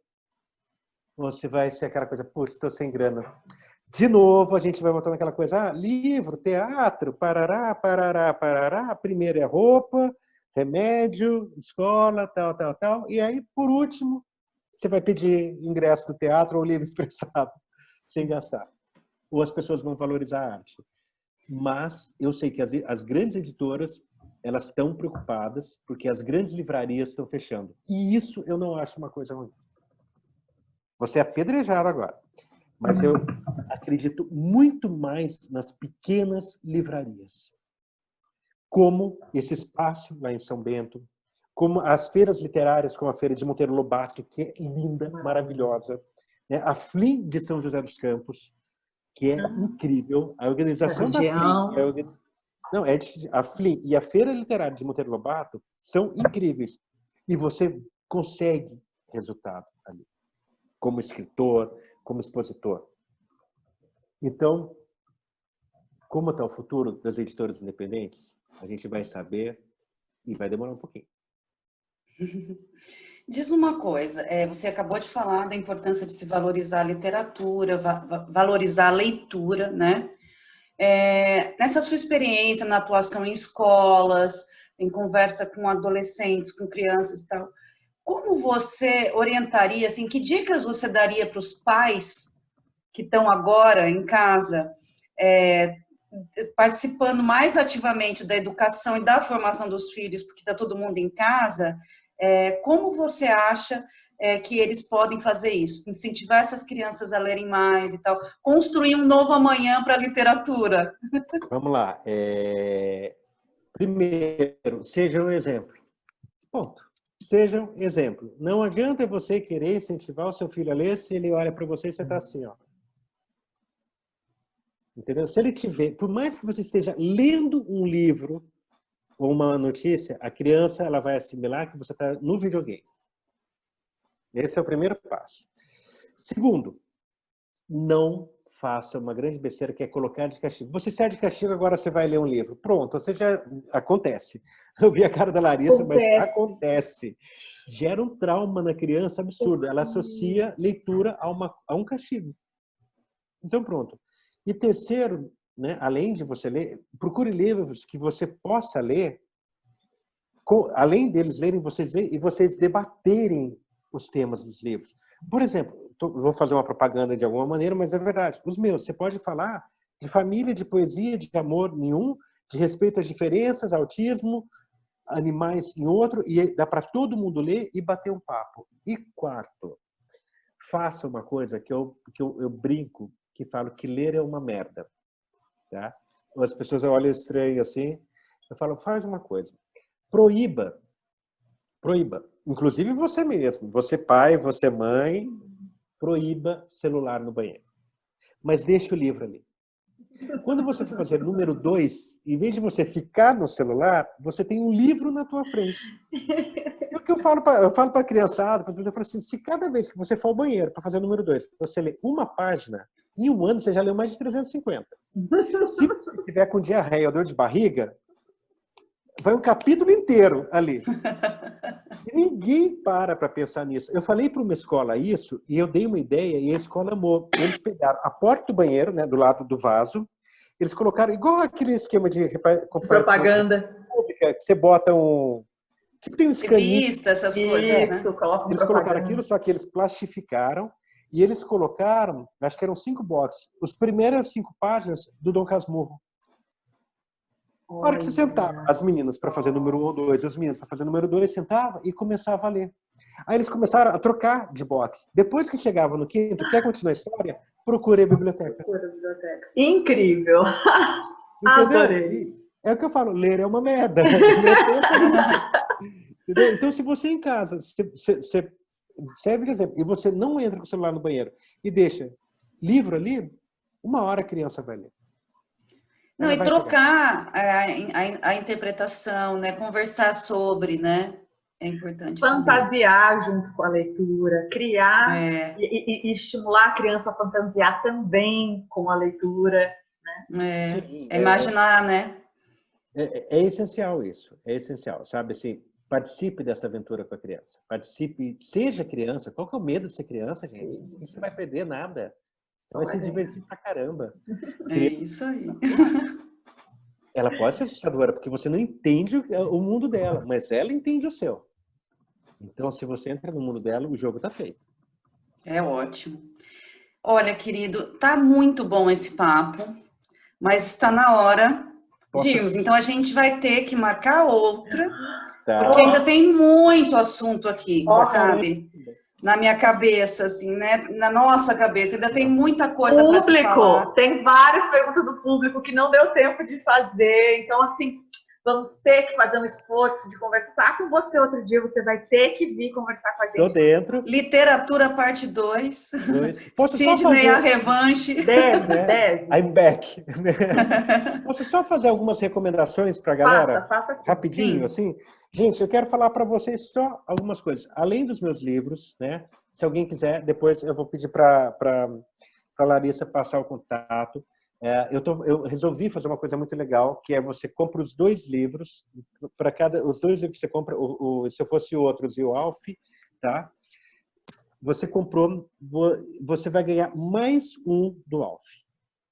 Você pode ou pegar para você, para dar de presente para alguém, ou se você não quiser, eu dou ele para um hospital para dar para as crianças lerem. Você leva os seus 2 e o terceiro, ou fica para você, para presentear alguém, ou para doar para o hospital, tá? E no YouTube, no canal da Editora Bretanha, vários artistas gravaram eles lendo os capítulos do E Se Eu Fosse Outros. Ficou lindo. Tem a Helga Nemetic, tem o Guilherme Uzeda, Denis Vitorazzo, Juliana Lute, que é daqui de Taubaté, a Val Saab, que é escritora de São José dos Campos. Então, deem uma olhada lá. É só entrar no YouTube, Editora Bretanha, tá? Isso já vai estar lá os vídeos. Eu queria muito indicar alguns livros para vocês. Rapidinho, só para vocês saberem. Começar pelos livros da galera daqui da região, tá? Tem um podcast que chama Pio Literário. Pio, P-I-U, Literário. Procura esse podcast, é da Ana Pirolo, uma escritora de São José dos Campos, incrível. É muito legal. De repente, vai ali ouvindo, vai conhecendo mais sobre literatura e conheça os livros da Ana Pirolo também. A Val Saab é uma escritora de São José dos Campos, ela faz poemas, ela tem o canal dela, né, o Facebook dela, tem uma pegada feminista, erótica, sensual, e isso é muito legal. Val, V-A-L, Saab com B no final, tá? Escritora, tem livros interessantes. O Thunder Delu, que é de São Bento, na verdade ele é de Monteiro Lobato, ele mora em São Bento, e ele lançou esse segundo livro dele, né? Esse que é As Pirâmides Revolucionárias, que é muito legal, é um livro adulto, que se passa entre Monteiro Lobato e São Tomé das Letras, na época do Cometa Halley. Logo no começo tem a música do Biafra, para vocês terem uma noção, né? Então já dá para ter uma ideia de viagem. A galera numa Kombi, é bem legal. E mais 2 aqui do Vale, deixa eu ver aqui. Que é o Maurício Pereira, que ele faz contos de assombração, de terror para criança. Está sempre legal. Nas feiras literárias de Taubaté, que delícia. Muito legal, o Maurício. A Cíntia Zagato, a Cíntia é incrível, os livros dela. Ela faz livro com temática LGBT, principalmente para jovem. Inclusive naquele furdúncio que deu no Rio ano passado, na Bienal, ela estava lá. Né? Então, a Cíntia Zagato é muito legal, tá? Essa é a galera do Vale. Já falei lá de São Bento do Sapucaí, né? E eu queria falar de 3 livros aqui. O Lucas Buchili é de Taubaté, mas ele mora em Curitiba, tá? Ele tem livros muito interessantes, muito lindos, ilustrados. Lucas Buchili. Esse livro aqui é do Eduardo Barbosa. Tá? O Edu é o meu primo, na verdade ele é filho da minha prima, meu primo também. Ele deve ter uns 9 anos agora. E ele escreveu esse livro O Dia que o Vaticano Saiu da Itália. É muito legal, porque a gente lê um livro de criança, escrito por criança. Ele é lá de Curitiba. Tá? E esses 2 últimos aqui, que é do João Jimenez, que é meu primo, que é de Belo Horizonte. Né? Esse é um dos livros, A Completude do Verso. Ele lançou outro, que é O Céu, a Lua e as Estrelas, que ficou em 3º lugar. Né? É um livro premiadíssimo, ficou em 3º lugar. João, um abraço para você também aí, se estiver na live. de Aldrabia, que é uma espécie de... é um gênero de poema interessantíssimo. Então, conheçam também. E Dois Pais de Dois, né? O livro, ele até... Você consegue ler ele por aqui ou por aqui, que é do Rafael Escrivão Sorrigoto, que é a história de um casal, uma afetiva história de vida dele e do marido, que adotaram dois irmãos. Então, a gente está falando sobre adoção e sobre homoparentalidade, né? E o último livro, que não é meu, mas é incrível, Lígia Bojunga, né? Sapato de Salto. Vale a pena ler. Aí, só para complementar, que a Lígia Bonjuga tem um outro livro maravilhoso que chama Os Colegas, que é lindíssimo e também usa a vida dos cachorros para mostrar o que é a questão das classes sociais, das raças, das divisões sociais que a gente cria na nossa sociedade. Só que transposta para o universo dos cachorros. É a coisa mais linda do mundo. É um dos livros da minha infância mais marcantes. Eu sei ele quase de cor e eu li quando eu fui alfabetizada, para vocês terem uma ideia da lindeza que é. E, mais uma vez, queria agradecer Sidney Bretanha. Espero que a gente faça outra para a gente fazer as outras zilhões de reflexões que a gente tem aqui na cabeça, né? Mais uma vez, parabenizar o Elabora pelos 13 anos. Aê. Né? E dizer que o próximo Elabora Entrevista é dia 22/7 e a gente vai falar... Aí ele não vai ser tanto uma entrevista, ele vai ser mais um bate-papo sobre o autoritarismo do passado e do presente. A gente vai abordar os paralelos aí entre a ditadura de 64 e a atualidade. Eu, como historiadora, e também vai vir a Adriana Setemi, que é mestre, doutora, pós-doutora em História, e é uma querida indicação do nosso outro colega historiador, Fernando Horta. Eu espero vocês todos lá. E, mais uma vez, obrigada, Sidney, e em breve faremos outra para a gente continuar esse papo delicioso. Boa noite a todas e todos. Boa noite. Quero agradecer também todo mundo. Né? Muito obrigado, Larissa, muito obrigado, Flávio. Adorei estar aqui com vocês. O tempo, para mim, eu nem estou olhando no relógio, eu nem sei quanto tempo é, e foi tão gostoso que passou. Então, espero sim uma segunda vez, vamos estar juntos aí, vamos conversar bastante. Parabéns ao Elabora.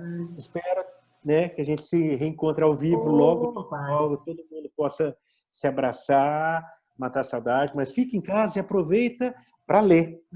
Lembra da arte, lembra de tudo que a gente conversou aqui e dessas pessoas maravilhosas que são a Larissa, a Alana e a Flávia, que me permitiram estar aqui. Muito obrigado a todos vocês e depois eu passo para a Larissa os nomes certinhos, com as referências dos livros que eu falei, dos meus livros, se alguém quiser saber ou me fazer alguma pergunta, tá bom? Um beijo imenso e eu vou terminar repetindo o que o Sidney acabou de falar, que foi precioso. Fique em casa e leia. Boa noite e até a próxima entrevista. Valeu, gente. Beijo.